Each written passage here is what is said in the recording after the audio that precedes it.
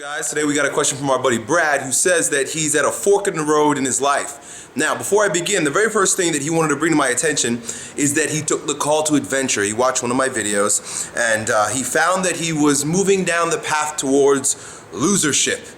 He was kind of stuck at home playing video games, smoking weed, and generally being a nobody. So what he did was he packed up and moved across country and took a job in sales. And that's a great choice because a job in sales forces you to sink or swim. When you work in sales, you don't have the luxury of a salary and someone there to catch you all the time, even though you're fucking up. In sales, you got to go out there and you got to bust your ass, otherwise shit doesn't happen. So if many of you guys who are watching this, if you're looking for a career and you're not exactly sure what you want to go into a career in sales because it is a form of personal development. You've got to develop a lot of character traits, a lot of virtues in order to succeed in sales. And what our friend has discovered as he packed up, moved out, and took a job in sales is that the field of salesmanship offers a lot of mentorship, and this is true. Some of the greatest mentors that I've had have been in sales. In fact, Brian Tracy, who I listen to almost all of his audio programs, is a sales coach. And our friend has met many sales mentors. One of the reasons why this works so well is because the mentors usually benefit from having their new salesmen do well. But at the same time, these mentors have become successful themselves, and they offer great benefits to young salesmen. It's a fantastic profession, and our friend is doing really well, specifically because he's met so many wonderful mentors, older men who have become successful, he says, not only in finances, but also in their family, and they're men that he would like to emulate, and he's doing a wonderful job. The thing is that he left behind him many good friends who he had already started a business with. Now, the business hadn't made any money, and it still hasn't made any money. And in fact, when our friend packed up and left, the business was kind of falling apart. But when he left, his friend called him and said, "Hey, what about this business that we started?" And our buddy Brad said, "Look, guys, I'm moving on. In fact, it doesn't seem like things are going any further." And all of a sudden, his friends are mobilized and excited. They're like, whoa, wait a second, no. We're going to do this business. Bro, you can't leave us. We're going to do it. Meanwhile, they had been potheads and lazy bums just like Brad was previously. But now they're energized because they see Brad doing big things and he left them. I can understand. You're at a fork in the road, and there are a few things that I want to offer you. You're at an interesting fork in the road. And I'll say it like this. The fork in the road is between your immaturity and maturity. Boyhood and manhood. You've already stepped on the road towards manhood. You're on your way to becoming a man. You're doing wonderful things, but you've made some decisions and you've got some baggage left over from your boyhood that you're going to have to squash. Now, I don't like to offer advice too much in these videos. I like to offer perspectives, or a way for you to get to look at the question behind the question. That's really what I want to offer, simply because I truly believe that you're damned if you do, you're damned if you don't, and that successful people don't make the right decisions, they make their decisions right. So whatever you choose, it's not about the circumstances, it's about how you choose to approach the circumstances that will make you a success. And you've already made some pretty significant choices in a direction that I believe is the better choice. But you still got this baggage with your friends. So what do you do?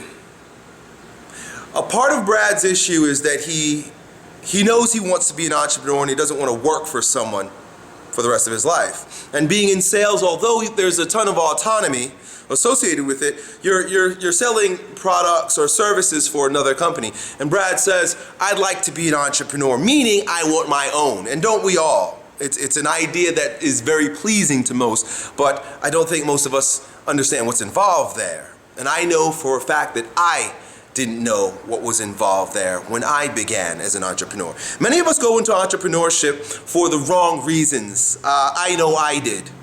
It worked out for me because of some of the good things I got going on for myself. But my reason for going into entrepreneurship, and I'm sure many of you this will resonate with you, is because I just wanted to say fuck you to everyone who would have been my boss or my patriarch in some way, someone who is above me. I don't want anybody telling me what to do. I don't want anybody making decisions for me. I don't want anybody guiding me and directing me in my life and making me do things that I don't want to do. See, so for me it's a lot of selfishness and fear.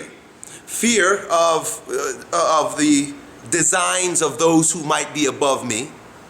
Right? And all this is covered in a very interesting book that I mentioned last week called Iron John, and why so many men become distrustful of the patriarchy. It has a lot to do with their relationships with their fathers. But regardless, I wanted to say, fuck you, I'm doing it myself. And many of you might say the same thing because you don't want anybody telling you what to do. I'd really like to go down that route with regard to what happens in the home with the father and why that creates this distrustfulness in us. But maybe for another video. But otherwise, listen to the audio program Iron John. It's all about becoming a man. So it resonates with many of you.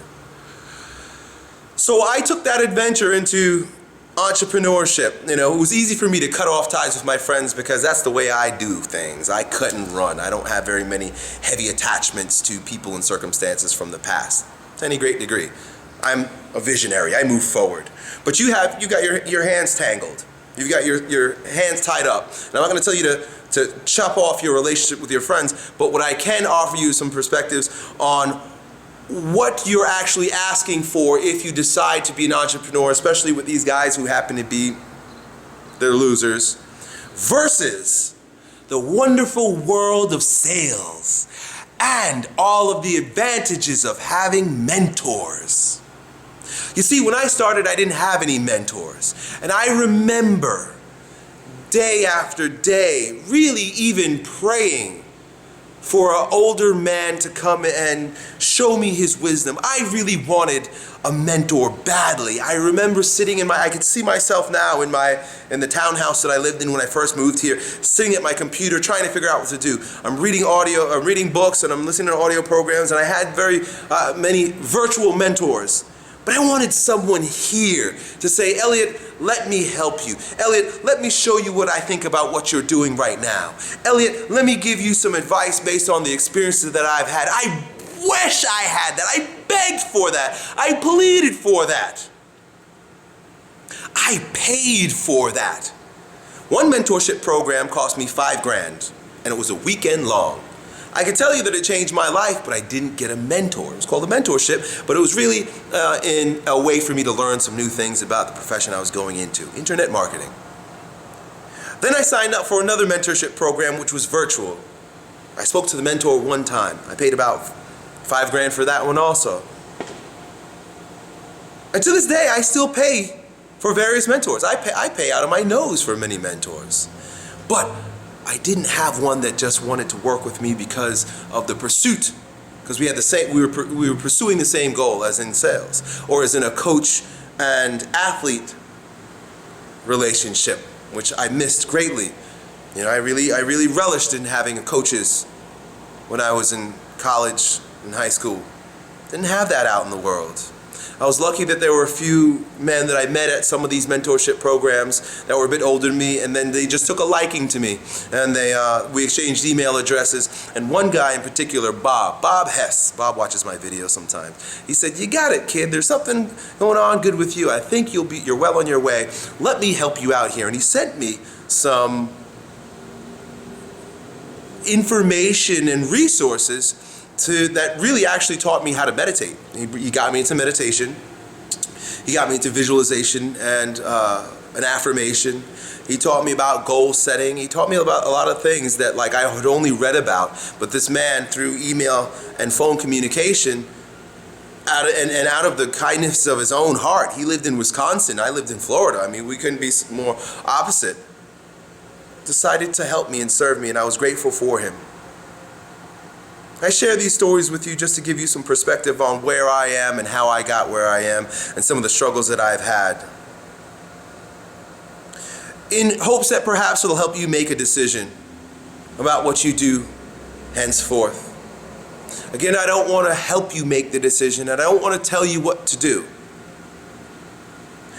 But if I was in your shoes, and in a way I had been, I would say take the mentorship. Not for anything more than the fact that you'll get to be able to be nourished by the wisdom of older men. We need this, men. We need this tremendously. Our world has fallen into the grips of anarchy and pain and dysfunction for many different reasons, one of which, a significant one of which, is the lack of male mentorship. Even if you do have a father in your home, many of our fathers are so busy working outside the home that the boy doesn't get to see what the father actually does. That's where the distrust comes from. Daddy leaves, daddy comes back. I don't know what the fuck he did for 8 hours. Things seem to be going well, and every once in a while he disciplines me. I don't know what this man is doing. There's a sense of distrust that comes when a father leaves the home for many hours and the son doesn't know what the father is doing. One of the ways to rectify that is to bring our children into our work or let them see our work. But that's, now I'm talking about restructuring society. But you know what? Society is structured by people, and people make choices about how they're going to live. So my friend Brad, of course this is a long, I'm going on and on and on in this video about various different things, and hopefully you can pick some gems out of it. You're in a place where you get an opportunity to be re-fathered. Some of these men will be father-like figures to you, and you need this. And you'll be working with them on a daily basis. You see what they do, and they're fully transparent with you about how they go about earning their living, and at the same time teaching you how to do what they do, like our fathers used to do in our ancestors' days. And I'm also going to finish this video with a call to action to all fathers with sons. That although you're a good father, I'm sure you are. I had a good father. I do my best to be a good father myself. One of the things that we weren't taught, one of the things that society doesn't value nearly as much as it used to, and one of the reasons why things don't look the way we would potentially like them to look, especially with our sons, is because they grow a form of distrust towards us because they don't know exactly what we do. I meet boys on a daily basis that come into my gym and I say, "What does your dad do?" "I'm not really sure." And not only are many of them not sure what they do, but they're almost ashamed sometimes because their dad does some shit that their dad doesn't even believe in. He sells insurance or something, but he fucking hates it and complains about his boss every day. No wonder why you don't bring your son to work. Because you don't believe in the work that you do. How could you believe in the work that you do if you grew up in a home where you didn't even know what your father did? It's a sick, sad cycle of dysfunction that spirals downhill. Make it an effort. That's my only offer here. I don't want to tell anybody what to do once again. And of course I'm talking to many different people in many different ways in this particular video.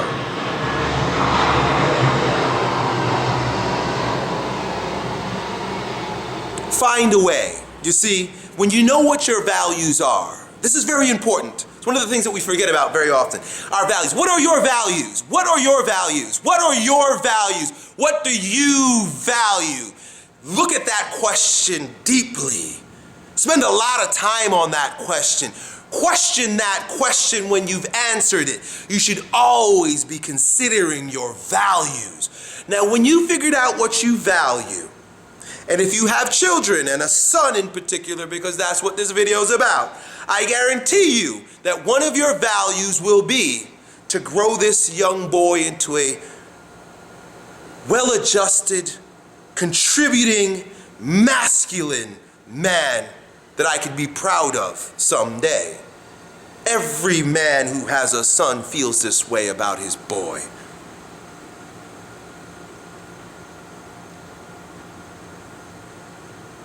Of course, there are fathers who have left their boys. That's a totally different story, and I make no judgments thereof. I'm talking to those who are still living with their sons, who are fathering their sons. Find a way that we can bring our boys up, not just in our shadow, but with our light. Live a life where you shine a light and help your son shine his light with you. Of course, he's going to have his own ideas and he's going to have his own convictions and values too. But let him see your light. And if you don't know what your light is, come back to the original question, what do you value? And when you align your life with your values, your light will shine. And the future generations of men will grow. Your legacy will be powerful and potent. If you consider this one thing done.